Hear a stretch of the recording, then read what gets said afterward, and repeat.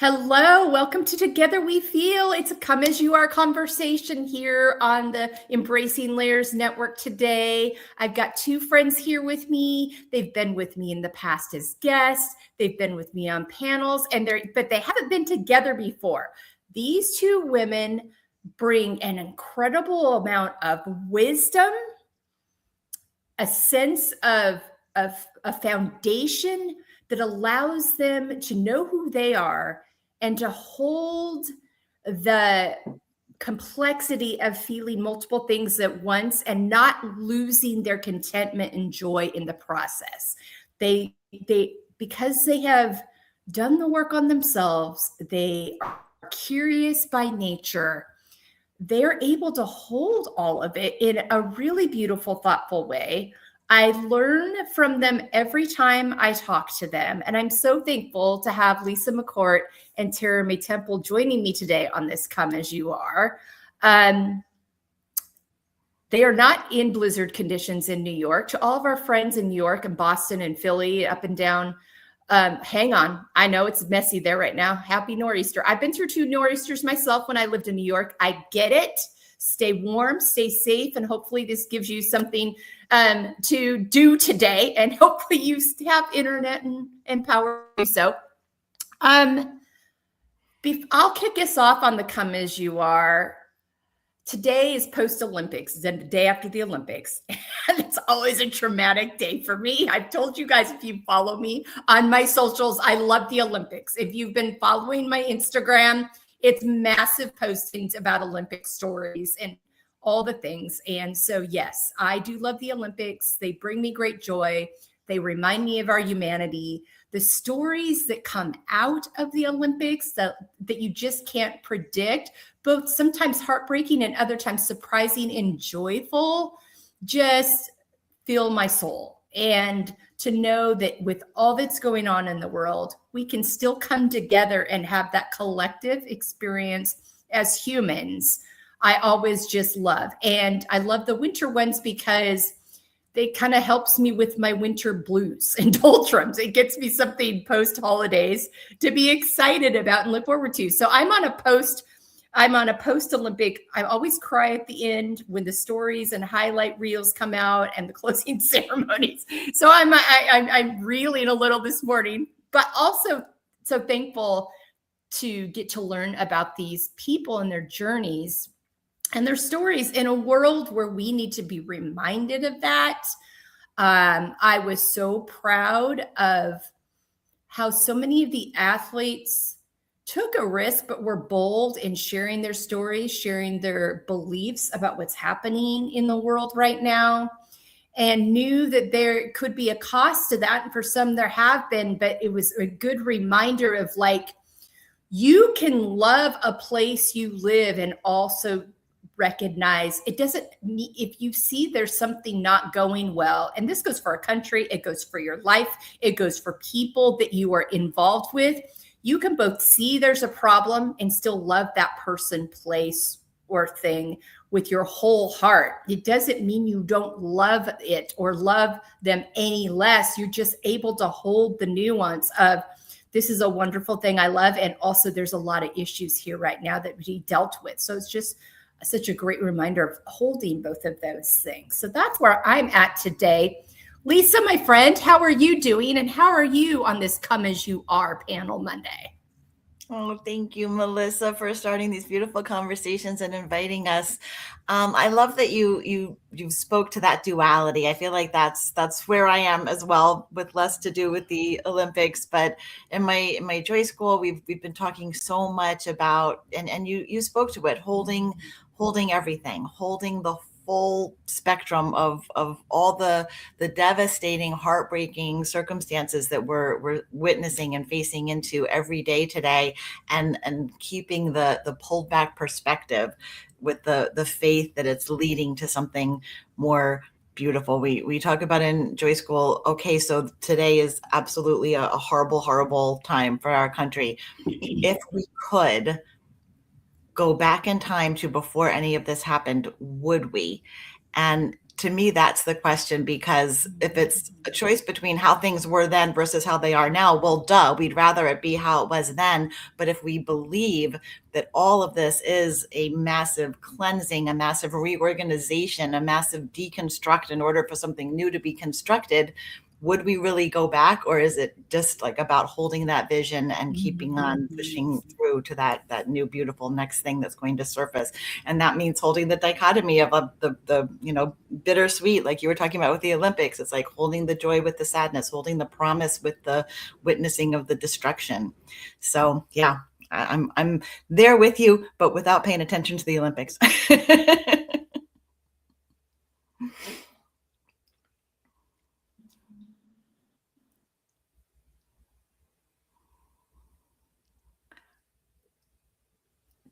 Tara, it looks like you and I are live, and I think Melissa might not be actually connected right now. Tell us about where you are today, Tara. Yeah, of course. I love how you mentioned that with the duality, with what's going on in the world right now. It's just so much chaos, and people are, have so much uncertainty in their lives. But at the same time, can we find that joy and that peace for the sake of our own sanities, right? It's definitely important to hold that peace and that joy for ourselves, despite what's happening externally in the world right now.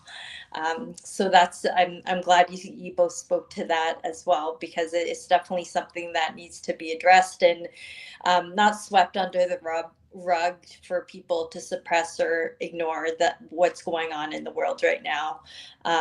So yeah, us women coming together and uniting in this way as a collective to address certain issues that we face and to help one another, see the light at the end of the tunnel. I think that's so important right now. Thank you for keeping it going as my internet surprised me. So thank you. Love alive. Whatever happens, happens. So thanks for jumping in on that, Tara, and continuing the conversation. I'm curious. Oh, now we lost Tara. Goodness gracious. Lives aren't usually quite this chaotic, but here we are. We're live, and we're just going to roll with it. Demonstrate. I know. We just exactly. So Lisa, talk about, because I've got a question for Tara. Tara lives in Ontario, so I think, and another guest that I've had in the past posted yesterday on her, she lives in Calgary area, and she talked about kind of the nuance of also the Olympics, but also like neighbors to the south and what's going on and what it's like, because it's always been such a friendly relationship with our neighbors to the north, and trying to balance all of that right now. But for you, talk to us. You've talked about Joy School. Oh, there she's back. You're back. Yay. I know. Oh my gosh, lives are crazy. I've got a question for you, Tara, in a minute, but I'm going to have Lisa talk about what practices do you utilize. You have your Joy School where you bring women together and can be part of these conversations regularly on Mondays, on your Facebook group. But talk to me about what you do to hold space for all of this, to keep yourself so grounded, because you have such a healthy perspective. I think it's easier to talk about the perspective than to always embody it, which I do not always do. 100% want to out myself there, but I do. And Joy School's for everybody. It's not women only, just to make that clear. But what we have always done is just myriad practices for aligning with our soul self. The recognition that every one of us is here as both this human creature with all these foibles and accumulated traumas and responses, and the recognition that exists along with our soul self, and just really mindfulness practices, meditation practices. I do a lot with vocal toning, with moving energy vocally, in combination with EFT and theta healing. I've got like array of certifications that we just kind of combine into a beautiful vocal toning practice as one thing that we can do. But with the understanding that all of this is only about bringing forward our soul self, where we are inherently joy, love, and peace, and everybody kind of knows that on some level, and identifying what is keeping us from experiencing that as our day-to-day, identifying what in our lives, what things in our past we need to sort of pull up and look at and deal with, and feeling all of the emotions, because it's definitely a time when our default setting is going to want to depress certain emotions and either deny or resist them. So to being open to authentically allowing them to flow through us. Very triggering times, whether in the collective or in our families or our personal lives, are always huge opportunities for healing, because it's sort of like that external trigger is what grabs onto whatever we've stored in there and helps us to sort of identify it and pull it out. So it's trying to make the most of working with these less external events, as opposed to la la la la la, I can't wait for them to be done. Just like what can we do to work with them and help ourselves heal through them? Yeah, that's such a good point. I talk about all the time. One of my talking points is making those connections between our mental, emotional, physical health, writing down our emotions, giving them space to breathe, allowing them to be, not trying to push them away if they're uncomfortable, if you've been told an unhealthy narrative about them. We need to give them all that space. And if we don't, our bodies will let us know, and in some not so comfortable ways. And so thank you for sharing that, because I think it's really important. We have as many tools and resources. All this is going to be in our show notes, how you can learn more about Lisa's resources and Joy School. Tara, I've got a question for you. Being in Ontario and watching all of this happen for you up there, we've always had such a friendly relationship with our neighbors to the north, you all. And so I wonder what it's like to kind of watch this all happen. Yeah, so it makes my heart very heavy to just see the divide in the world right now. And, politicians and government kind of every man for himself and not caring about the collective whole of people. So that always breaks my heart, because since I've been young, I've always, had this feeling of, I've always prayed over world peace and all this different stuff. And I think that's where my book, Life Hacks for Healing and Harmony, stemmed from, was just wanting this yearning for people to witness harmony and peace in their lives, because I'm so tired of seeing people suffer. Mm-hmm. And so that I try not to, absorb the information that and the bad news that is happening around the world right now, and instead try to channel that into an energy of uplifting others and showing them that they have the power to create mindset shifts and to begin to love themselves and come to an acceptance of, the world and living in hardships will not be perfect, but can we find that glimmer of hope in between our suffering and our struggles and our complicated relationships with others? So that really is it like mastering our lives as it is right now, without trying to control the externals of what's happening in politics, in the economy, in the world right now. If we can help people on a personal level, like what all three of us are doing in this world, mm-hmm. with our missions and our passion, that fills me up so much, knowing that there's women out there like you that are on that wavelength to help people find that joy and peace and that healing. So it really is looking at things from a perspective of, what can I control within my reach right now? What resources do I have access to? And willing to look the hard stuff in the eye, face to face, and just saying, yes, I've dealt with this different thing, these different hardships, and I'm just willing to let these things go now, because it's too heavy. And it's making us sick, and sometimes distorts our thoughts in many ways. So I'm on this mission now to just help people try and reframe their lives and try and find more of that happiness. Yeah. Really well articulated. You both have so much, you're able, because you've done the work yourselves, and Tara's book is newly released. And we will have that linked on our show notes as well. There it is. Oh, sweet. Good. Nicely done. It's ready to go. What I love is we all three have these resources. I mean, I talk about embracing your layers. My PDF will be linked as well. That has you ask these key questions, but you both said something so important. It starts with us.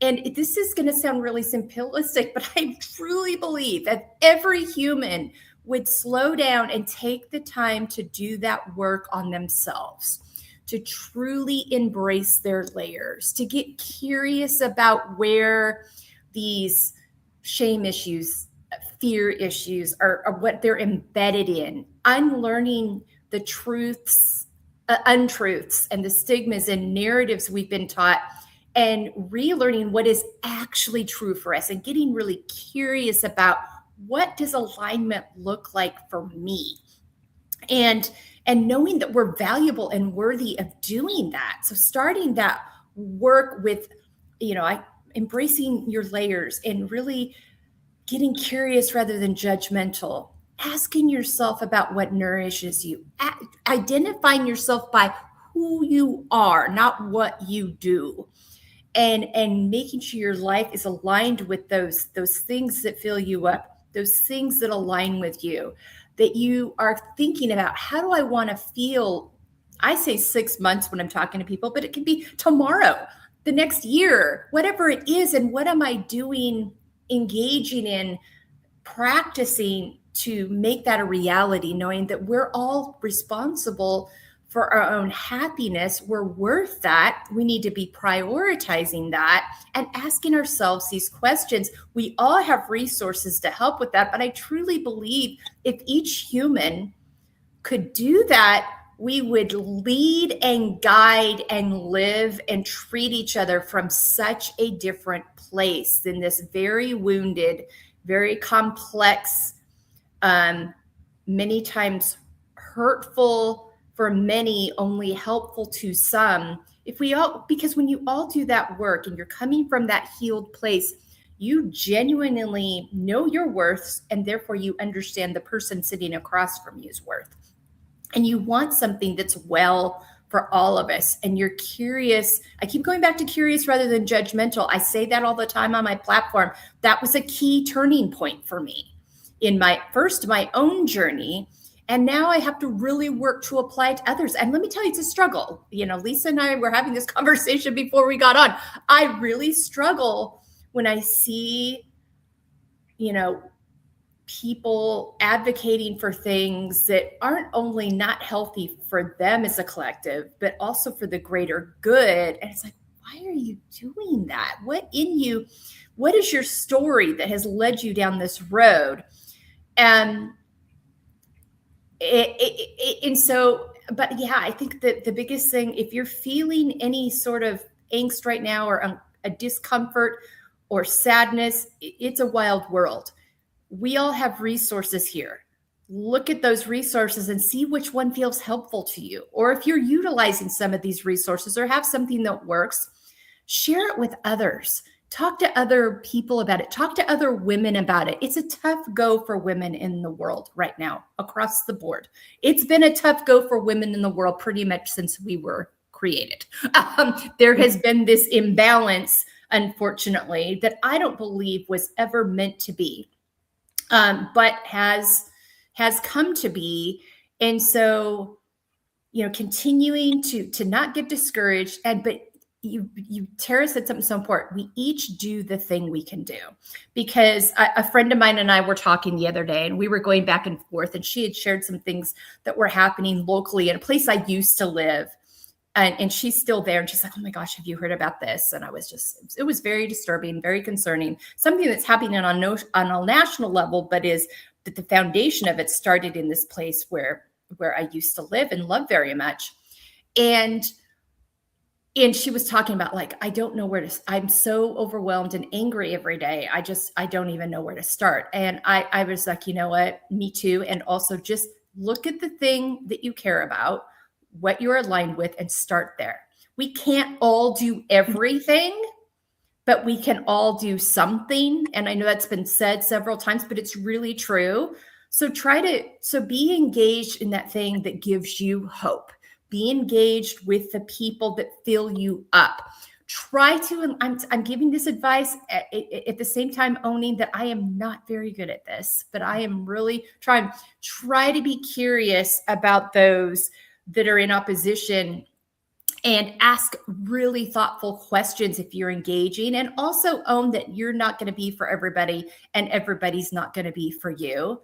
But somewhere in all this, we've got to like keep advocating for the humanity. And if there's people, you might need to clean some people out of your spaces. You might have to create some healthy boundaries around the what you're hearing, what you're listening to, what you're taking in. I have to be very mindful about my intake because it can get very overwhelming and really, really dampen my spirit. I mean, that's one of the reasons I've loved the Olympics is like, I'm not even messing with those other things. I know enough about what's going on in the world. And also I'm going to immerse myself in these Olympics because I love them. I've always loved them. That's not new. And I'm not going to deny myself that thing because of everything else going. I'm going to allow that to fill me up. And I heard many people have said this. I think Audre Lorde said it originally, but that joy is an act of resistance. And I think that Lisa, speak to that because I know that plays a big role for you. 100%. And just to pull out a few of the things that you've been articulating so beautifully, yes, we're going to feel anger when we see injustice. That's natural. That's human. That's, and there are so many spiritual teachings about anger that can make us almost feel bad about our anger, but when we really understand what it is that we passionately love the victims of the injustice, whatever area. There are so many areas to choose from with that. And when we lean into our love in defending rather than our hatred of the ones doing it, because you spoke to that as well. The perpetrators of any cruelty are dealing with their own trauma. It's their own, they're not joyful, content people themselves to inflict harm on other people. So there's that automatic extension of compassion while not allowing that to become something that allows people to cross our boundaries, right? We have to have compassion for where they are while leaning into the greater power, which is our love for those who are the recipients of the cruelty that's being dished out. So yeah, I think just keeping aware. We do a lot in Joy School of the Buddhist perspective of being the observer, just observing ourselves like, wow, that thing I just heard, I feel my anger. I feel my anger rising. What is, where is that coming from? What is it about? Where have I felt this way before? And just keep on doing that introspection, understanding where our anger is coming from and leaning into the love aspect of it. How can I love these people better today? What can I do? What's within my sphere of influence, whether it's making the phone calls or the donations or getting the word out on social media or helping to, get people to vote, whatever is within my sphere of influence, I'm going to do that out of love for these people that I see needing my defense at this time, not out of anger toward these other people that, it's almost like we want to just treat them like a force of nature, right? We know that nature has blizzards that are causing destruction. We have wildfires, we have floods. Nature has things that we don't like, that we need to overcome. And unconscious people are just part of nature. They've always been here. They'll probably always be here.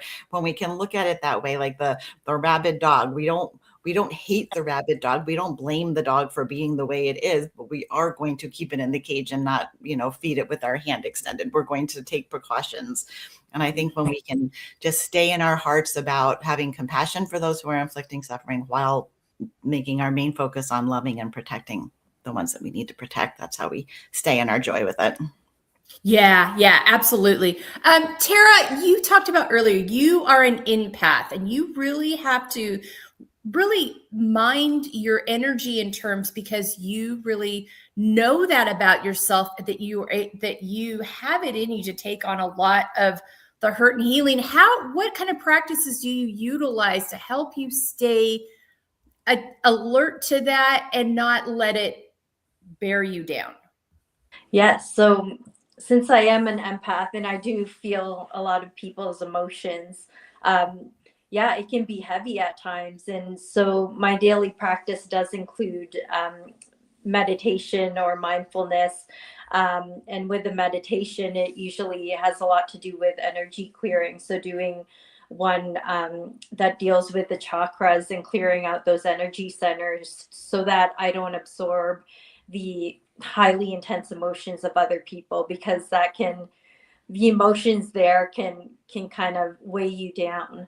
So no matter how busy the day gets, I always end my day with a guided meditation, and then another one as well, so that people who are other people who are empaths, or just people who are wanting more peace in their lives, is when you're going for a walk, I like to use that mindfulness practice that is deeply embedded in that what you spoke about, Lisa, the Buddhism practice of just like honoring that emotion that you're feeling and naming it. And one of the practices I do while I walk is I say, may I be happy, may I be healthy, and may I be free from suffering. And then at the same time, just notice all the senses of the birds chirping, the beautiful trees, and not right now though, it's winter. They're all bare branches, but just noticing the beauty around you and seeing what creatures are walking by you while you walk. But I feel like these mindfulness practices and meditation really just is grounding enough to take you out of that spiral of suffering, because I know that people that do suffer with emotions and are feeling other people's emotions, you can really feel that ache in your body in different ways. So kind of disciplining your mind and getting in that daily habit of the mindfulness is a way to get out of your own mind space. Yeah. Yes. Yeah. Yeah, so good. I think it's, for me, I know I need to move my body every day. That is something. I need to get my water. I need to move my body. When I wake up in the morning, I walk outside. I look at the sun or the sky if it's out, and just kind of let my system know it's time to wake up. And then I also I pay attention to the cues of my body. Okay, I'm seizing up a little bit. I'm getting a little tight. It's time to get up and walk around. Yeah, this weekend I had some things going on where I just grabbed my journal and got it out of my head. So having those and that's why I go back to identifying your character traits and who you are, and identifying those activities that nourish you, because that gives you a library and information on yourself. So you're informed on what you need. And sometimes they can be quick grabs, and other times there might be something more longer, a little more sustaining. For me, the ocean and the mountains are very refreshing to me. I don't live in them, but I'm a couple hours away from each. So I'm mindful that every so often, a trip over there is really helpful to my soul. Getting in my car. We did this last weekend on Valentine's weekend. We just jumped in the car and drove up to the mountains for the afternoon. And just how that, just sitting outside in the fresh air and having some lunch and walking around in the snow, and the sun was out that day. It was right before a big storm hit. So I'm like, we better get up there before the storm hits. Although there's part of me that has this romantic notion of being snowed in at a snowy cabin and just being able to be cozy for a few days, but that didn't happen. Anyway, but just, that's why it's so important to be in tune. When you're in tune with yourself, you can tap into these resources of how to care for yourself, keep yourself grounded, being familiar with who you are, not shaming yourself for that, not looking at, I think every character trait of ours has the ability to be a great strength, or too much of anything can be a deterrent. So I don't look at, if you're an empath, if you're very compassionate by nature, if you're very, what the world calls sensitive, I think it's a superpower, because you're so in tune to what's happening around you. Know that about yourself. Put some healthy boundaries in place, but we need you. because while the extroverts like me are out there talking all the time, we need you to give us a sense of what's happening around us and pull us back in. So I think all of us recognizing that, but also knowing that we have a maximum intake where it starts to be a problem and we have to step back and make sure we're addressing that. And I think just that awareness is such a powerful thing for us to all tap into. I'm going to give each of you a chance to kind of wrap up and say anything else that's coming to mind, and also share your resources, and then ask each other questions as well before we wrap up this Come As You Are panel today. Lisa, we'll start with you. As a wrap up, I like to go with self-love and self-compassion, since that's always the root of everything. I feel like the divisiveness in our country right now is at least as big a problem as the actual problem causing the divisiveness. And just the more we can look at, am I really hating this big a chunk of the country? What does that actually say? How can I do my own shadow work to love and accept all parts of myself more, so that by extension, it will naturally unfold to have compassion? Because I don't think we're going to get anywhere as a nation with the division the way it is right now. I think we're being played to have that be part of our lives. So I would say, like, to look at that would be my parting remark. And I'm just, so grateful to meet Tara May, and thank you for all the beautiful wisdom that you shared. And thank you, Melissa, for doing this. Absolutely. And Lisa, where can people find out more about all that you offer? I offer a couple of interrelated things at lisamccourt.com, myname.com. I do ceremonies, I do retreats and workshops, and I have an ongoing online joy school. Okay, great. Thank you. Tara, how about you? Yeah, so parting words are basically, tap into the resources we have here among the three of us, and on Melissa's field podcasts as well, and her website, because there's so many different nuances to our lives as women that, we need to find different outlets, things that we may have never tried before as self-care or something to address our concerns, right? So using all of our resources and just trying new things out. I recommend that, because you could be doing one modality of healing for X number of years, and then you come to a point where it's like, okay, I feel like that's not doing too much for me anymore. So can I join a course like Melissa has, or a joy school that Lisa has, or read a book that I put out that helps people just find easy to follow tips on how to find more peace in their lives? It's worth exploring, and it's nothing to be afraid of, because while therapy works with our experts out there that help us through our mental wellness and things, women like us can really help uplift you in different ways. So I'm excited. I know that I would like to explore Lisa's Joy School and Melissa's online course that she has a lot more, because I know that it can better myself in different ways, personally, mentally and emotionally as well.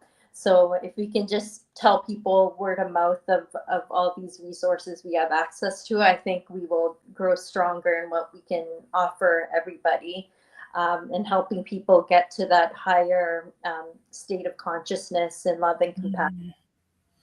So I think, I just wanted to let that be known, because I think some people have trouble thinking outside of the box nowadays when it comes to how am I going to heal or keep up with the self-care routine.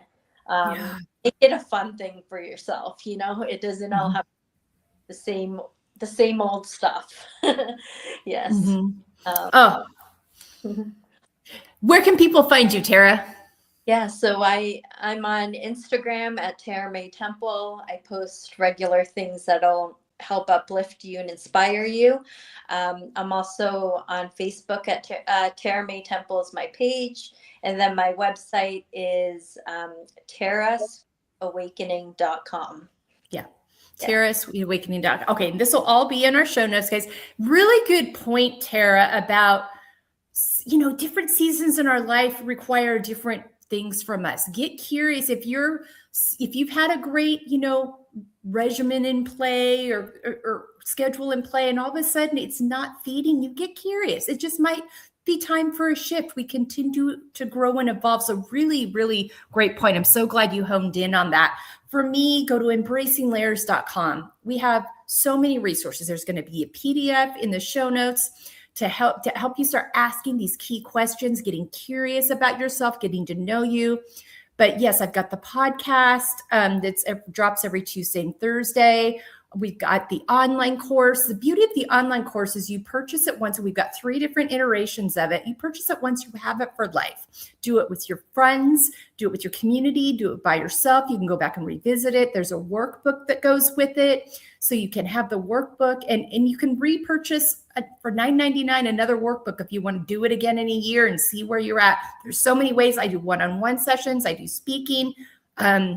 We've got our book, Embracing Layers Unapologetically. If there's something, we try to really meet women all the different places they might be to get the feel framework in your hands. So you've got some great, really doable, tangible resources to do together, to do in communities, to do on your own, but then come back to communities and get engaged and involved there. We just want to support you in this journey of living your most grounded, content, because joy really, you got to find that contentment to kind of live in that state of joy. It's got to come from that place of contentment. And that's something I've learned. We want to help and support you in doing that. Thank you to these wonderful women for joining me today. I'm so thankful to know both of you. It's so good to All right, sending you all hugs. Take good care of yourselves this week. Stay cozy and warm if you're getting blizzarded on. Otherwise, spring's coming soon here in the Northern Hemisphere. Southern Hemisphere, enjoy that into summer. There's some people up here craving that right now. Take good care. Thanks for joining us on Together We Feel, and we'll see you next time. I'm going to be with you Wednesday next week instead of Monday, because my husband and I are going to spring training. We're going to celebrate his birthday at spring training. He's a big baseball fan, so we're going to head that way, have a little joy ourselves, fill our cups that way. So I'll be back with you on Wednesday of next week. I believe that's March 4th. So yeah, we'll be back with you then. Take good care and have a great week.